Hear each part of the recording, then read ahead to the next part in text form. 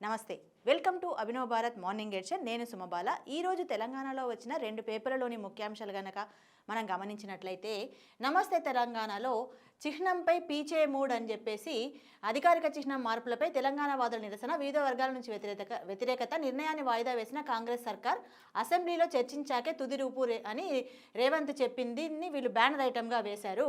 అయితే లోగో మార్పు విషయంలో, లోగోలో చార్మినార్, కాకతీయ తోరణం తీసేస్తారన్న విషయంలో చాలా తీవ్రమైన చర్చ నడుస్తుంది. వ్యతిరేకతలు, నిరసనలు వ్యక్తమవుతున్న క్రమంలో ఈ నిర్ణయాన్ని నిన్న ముఖ్యమంత్రి రేవంత్ రెడ్డి వాయిదా వేశారు. ఇప్పుడేమి రేపు అంటే 2వ తారీఖున జరగబోయే రాష్ట్ర అవతరణ దశాబ్ది ఉత్సవాల సందర్భంగా ఆయన ఏమి దాన్ని దాన్ని విడుదల చేయడం లేదు. అసెంబ్లీలో చర్చించిన తర్వాత అందరి అభిప్రాయాలు తీసుకున్న తర్వాతే దాని మీద తుది నిర్ణయం తీసుకుంటామని చెప్పేసి ఆయన చెప్పినట్టుగా ఆయన చెప్పారు. దానికి సంబంధించే మెయిన్ బ్యానర్ ఐటమ్ వీళ్ళు వేశారు. అయితే రాజముద్రపై అరాచకీయమని దీనికి రిలేటెడ్గానే ఇంకో ఐటమ్ ఇక్కడ చూడండి. నమస్తే తెలంగాణలో బ్యానర్ ఐటమ్ వేశారంటే చార్మినార్ను తొలగిస్తామన్న దాన్ని వాళ్ళు ఒప్పుకోవడం లేదు. దాన్ని తొలగించడం అనేది కరెక్ట్ కాదని చెప్పేసి, చార్మినార్ను తొలగిస్తే హైదరాబాదీలను అవమానించడం అని చెప్పేసి కేటీఆర్, పద్మారెడ్డి పద్మారావు వీళ్ళందరూ పొన్నాల లక్ష్మయ్య చార్మినార్ దగ్గర నిన్న బీఆర్ఎస్ పెద్ద స్థాయిలో నిరసన వ్యక్తం చేసింది. దానికి సంబంధించి బ్యానర్ ఐటమ్ వీళ్ళు వేశారు. రాజకీయ కుట్రతోనే చిహ్నంలో మార్పులు చేయాలని రేవంత్ రెడ్డి చూస్తున్నాడని చెప్పేసి వీళ్ళు వేశారు. అయితే దీనికి రిలేటెడ్గా ఉన్న ఐటమే ఈనాడులో ఇంకో మెయిన్ బ్యానర్ ఐటమ్ వచ్చింది. ఒకటి చూడండి.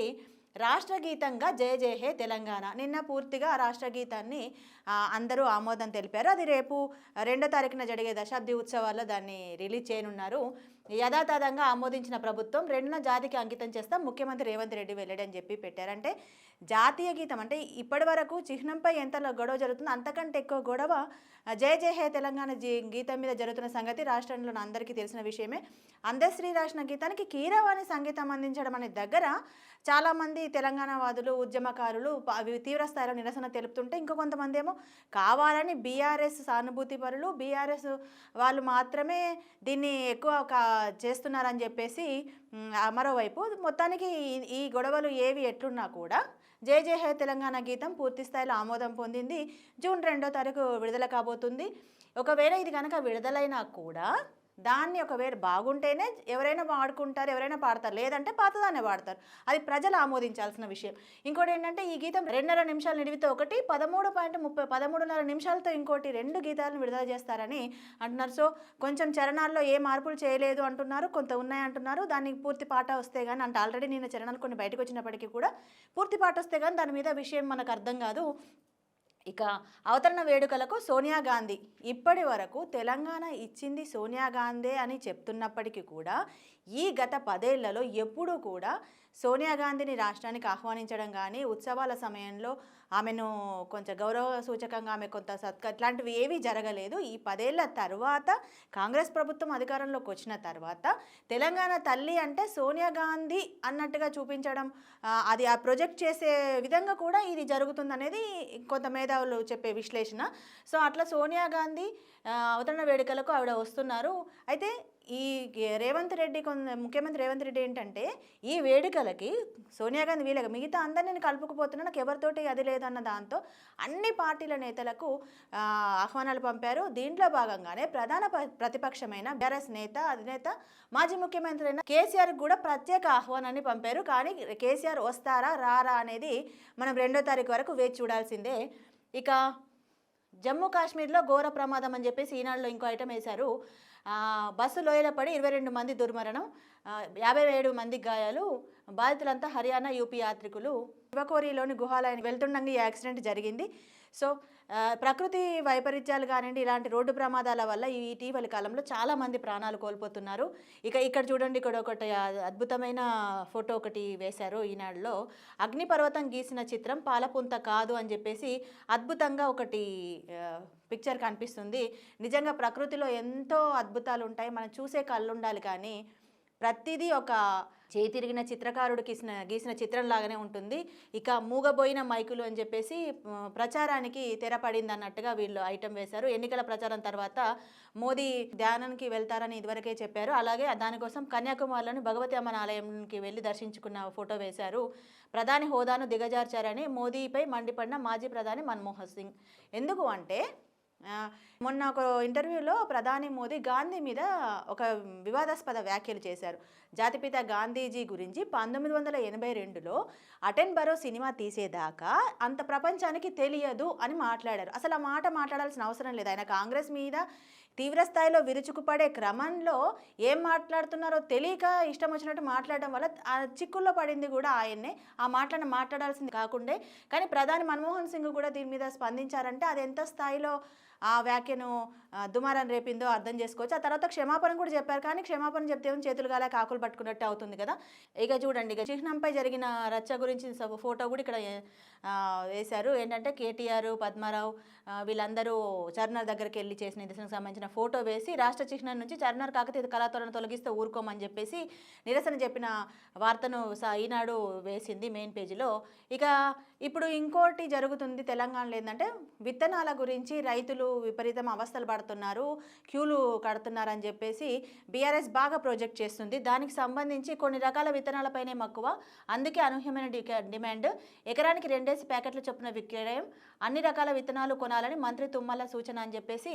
అంటే విత్తనాలలో రైతు కొన్ని రకాల విత్తనాలు వేస్తే నాకు పంట దిగుబడి బాగా వస్తుంది, నేను పెట్టిన పెట్టుబడికి ఎక్కువ లాభాలు వస్తాయని ఆలోచిస్తారు కదా ఎవరైనా. అట్లా ఆలోచించి కొన్ని రకాల విత్తనాలకే డిమాండ్ ఉండడం వల్ల మేము విత్తనాలు సరఫరా చేయలేకపోతున్నామని తుమ్మల చెప్తున్నారు. అయితే ఆదిలాబాద్లో అన్నదాతల ఆందోళన, పత్తి విత్తనాల కోసం రాస్తారోకో అని చెప్పేసి ఇంకోటి వేశారు. ఆదిలాబాద్లో తాంసీ బస్టాండ్ ప్రాంతంలో గురువారం పత్తి విత్తనాల కోసం దుకాణాల ఎదుట బారులు తీరిన రైతులు అని చెప్పేసి ఓ ఫోటో వేసి ఐటమ్ వేశారు. అంటే ఇదివరకు ప్రభుత్వం ఉన్నప్పుడు ఇంత ఇబ్బంది కలగలేదు, ఇప్పుడు కాంగ్రెస్ ప్రభుత్వం వచ్చిన 6 నెలల్లో ఇబ్బంది అవుతుంది అన్నట్టుగా ఒకటి వేశారు. దానికి సంబంధించే ఐటమ్ ఇక్కడ నమస్తే తెలంగాణలో కూడా విత్తనాలు అందించే బాధ్యత కలెక్టర్లది అని చెప్పేసి తుమ్మల నాగేశ్వరరావు అన్నట్టుగా ఇక్కడ వేశారు. రాష్ట్రంలో ఎక్కడా విత్తనాల కొరత లేనేలేదు, అవసరాల మేరకే జిల్లాలకు విత్తనాల సరఫరా, అందుబాటులో 68 లక్షల పత్తి విత్తన ప్యాకెట్లు జూన్ 5 నాటికి మిగిలినవి సరఫరా చేయాలి, అధికారులకు మంత్రి తుమ్మల ఆదేశం అని చెప్పేసి నమస్తే తెలంగాణలో ఒకటి వచ్చారు. అంతేకాదు కావాలనే రైతులతో క్యూ లైన్లో చెప్పులు పెట్టించేసి బీఆర్ఎస్ వాళ్ళు దాన్ని రాజకీయం చేస్తున్నారని చెప్పేసి కాంగ్రెస్ నాయకుడు కోదండరెడ్డి అన్నట్టుగా అన్న దాన్ని వీళ్ళు న్యూస్ ఐటమ్ చేశారు. ఇక్కడ చూడండి, వాన వస్తుంది విత్తనం ఏది, 10లోగా ఋతుపవనాలు, 11 నాటికి తెలంగాణ అంతటా నైరుతి విస్తరణ, చల్లని కబురు చెప్పిన వాతావరణ శాఖ, అసమర్థ సర్కార్ ఇది, ప్రభుత్వ చేతకంతనం వల్లే విత్తన కొరత, పాలన గాలి కొదిలి, అధికారిక చిహ్నాలు మార్చడంలో ముఖ్యమంత్రి రేవంత్ బిజీ అని చెప్పేసి బీఆర్ఎస్ మంత్రి జోగు రామన్న అన్న మాటల్ని వీళ్ళు ఐటెంలో వేశారు. పత్తి విత్తనాల సరఫరా సగమే, ఇక్కడ తుమ్మల చెప్పేదానికి ఇక్కడ వీళ్ళు వేసిందని కాంట్రవర్సీ అంటే కాంట్రాడిక్షన్ ఉంది. ఎందుకంటే రెండు వేరువేరుగా ఉన్నాయి. కాకపోతే విత్తనాలకు సంబంధించిన విషయాన్ని, రైతులకు సంబంధించిన విషయాన్ని గత కొద్ది రోజుల నుంచి బీఆర్ఎస్ పూర్తిగా ఎత్తుకుంటుంది. ఇక జాతీయ రాజకీయాల విషయాలకు వస్తే మోదీ వర్సెస్ గడ్కరీ అని ఒక ఐటమ్ నమస్తే తెలంగాణలో వేశారు. బీజేపీ అగ్రనేతల మధ్య ప్రచ్ఛన్న యుద్ధం. అంటే గడ్కరీ కానీ మోదీ కానీ అమిత్ షా మధ్యలో ఒక బయటికి తెలియని ఒక యుద్ధం జరుగుతుంది అని చెప్పేసి ఒక ఐటమ్ వేశారు. గడ్కరీని ఓడించేందుకు మోదీ షా పావులు కలుపుతున్నారు, వారికే చెక్ పెట్టడానికి నితిన్ ప్రతివ్యూహం వేస్తున్నారని చెప్పేసి ఒక ఇంట్రెస్టింగ్ ఐటమ్ వీళ్ళు వేశారు. ఇక ఇంకొకటి కొంచెము హ్యూమన్ టచ్ అంటే బాధాకరమైన విషయం ఇంకోటి చూడండి. ఆకలేస్తుంది నానాలే, రక్తం వస్తుంది నొప్పి అవుతుందని నిన్న చాలా సోషల్ మీడియాలో కానివ్వండి, వార్తల్లో కానివ్వండి చాలా హృదయ విదారకమైన వార్త ఇది. తండ్రి బాబును పాల ప్యాకెట్ తీసుకురావడానికి అని చెప్పేసి వెళ్తుంటే వెనక నుంచి వచ్చిన డీసీఎం బైకును ఢీ కొట్టడంతో తండ్రి అక్కడికక్కడ చనిపోయాడు. ఆ బాబు అక్కడ ఏం చేయాలో తెలియక అక్కడ కూర్చుని ఏడ్చేది చాలా హృదయ విదారకమైన సంఘటన. అంటే మినిమం రోడ్డు మీద వెళ్ళేటప్పుడు ఎంత దారుణంగా వాహనాలు నడుపుతున్నారనేది దీన్ని బట్టి అర్థం. అంటే ఇట్లాంటి వార్తలే ప్రతిరోజు. అసలు వాహనాలకి ఒక ఫిట్నెస్ ఉండదు, నడిపే వాళ్ళకి సరిగ్గా డ్రైవింగ్ రాదు, మైనర్లు నడుపుతుంటారు. ఇవన్నీ ఏమీ లేకుండా కొంత డబ్బులు ఇస్తే చాలు ఇలాంటి వాటికి డ్రైవింగ్ లైసెన్సులు రావడం, వాహనాలు ఫిట్నెస్ లేని వాహనాలు రోడ్డు మీదకి రావడం జరుగుతుంది. వీటి మీద కఠిన చర్యలు తీసుకోకపోతే ఇలాంటి పిల్లలకు న్యాయం దక్కదు. ఇక నమస్తే తెలంగాణకు వచ్చేసరికి ఒక చిన్న వార్త చూడండి. 3 తహసీల్దారులు పరార్, సంతకాలను ఫోర్జరీ చేసి అక్రమంగా పట్టాల తయారీ, మాజీ వీఆర్ఓ సహా 3 రిమాండ్కు తరలింపని చెప్పేసి ఒక ఐటమ్ వేశారు. అంటే తహసీల్దారు అంటే మనకి రెవెన్యూకి సంబంధించిన సిబ్బంది చేసే అరాచకాలు చాలా ఇష్యూస్ అవుతుంటాయి ప్రతి ఏ రాష్ట్రంలో అయినా కూడా అదే ఇక్కడ కూడా అదే జరిగింది. వాళ్ళకి ఎందుకు అంటే భూములు కానీ పట్టాలు ఇట్లాంటి డబ్బులకు సంబంధించి రెవెన్యూకి సంబంధించిన విషయాలు చాలా ఉంటాయి కాబట్టి అక్కడ ఎక్కువ అవినీతి జరిగే అవకాశం ఉంటాయి. అదే దానికి సంబంధించే ముగ్గురు తహసీల్దార్ పరారయ్య అని చెప్పేసి నమస్తే తెలంగాణ ఒక వార్తను ప్రచురించింది. ఇవండి ఈరోజు తెలంగాణ వార్తలు. రేపటి మార్నింగ్ ఎడిషన్లో మళ్ళీ కలుద్దాం. నమస్తే. నాయకులారా, మీ పనితనం మీ అధినాయకులకు తెలియజేయాలనుకుంటున్నారు. ప్రజలారా, మీ సమస్యలను మీ నాయకులకు తెలియజేయాలనుకుంటున్నారు. ప్రజా సమస్యల పరిష్కార వేదిక మీ అభినవ్ భారత్.